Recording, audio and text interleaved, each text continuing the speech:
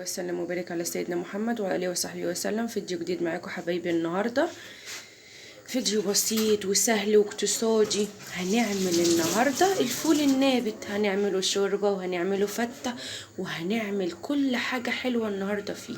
طب بديل اللحمه، ما هو مش عشان اللحمه والفراخ غاليين هنقول بقى ما نشربش شوربه خلاص، لا، هنعمل شوربه عشان تدفينا في الشتاء.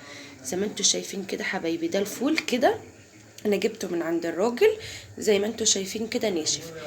حطيته كده هوت في ميه لمده يوم كامل، وسبته كل يوم كل شويه اغير الميه فيه. ممكن على حسب بقى الفوله اللي انت بتجيبيها تقعد يومين، تقعد 3 ايام، وتغيري الميه بتاعتها زي ما انت شايفه كده. معايا حله على النار فيها ميه، معايا طماطم وجزر وبصل وحلقات كده توم. هعمل ايه دلوقتي؟ هنزل بالفول زي ما انتوا شايفين كده. نقول بسم الله.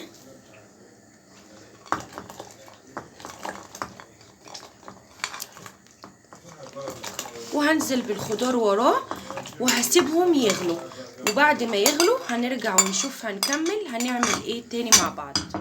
ورجعت لكم تاني حبايبي زي ما انتوا شايفين كده. ادي لون الشوربه زي ما انتوا شايفين كده، والله ريحته وطعمه لحمه، والله العظيم احلى من اللحمه. حطيت له الملح، طبعا الملح زي ما انتي بتظبطيه، وحطيت له كمان كمون وحبه فلفل اسمر صغيرين. حبه تكملي لهم الطعم، تحطي لهم بهارات لحمه، مش حابه هو طعمه احلى منها. معايا هنا طاسه حطيت فيها توم الحلقات، وحطيت فيها معلقه زيت، وهنزل عليها بالصلصه ومعلقه خل كانك بتعملي طشه للفته العاديه.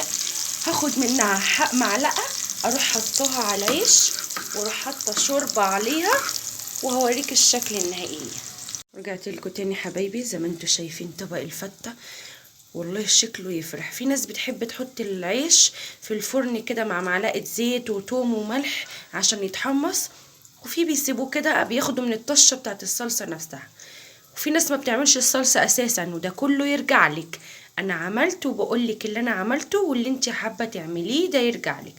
احلى من فتة اللحمه والله، ريحه وطعم وشكل زي ما انتوا شايفين.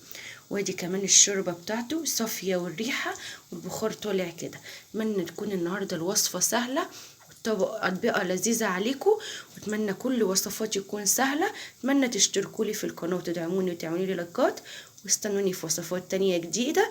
والسلام عليكم ورحمه الله وبركاته.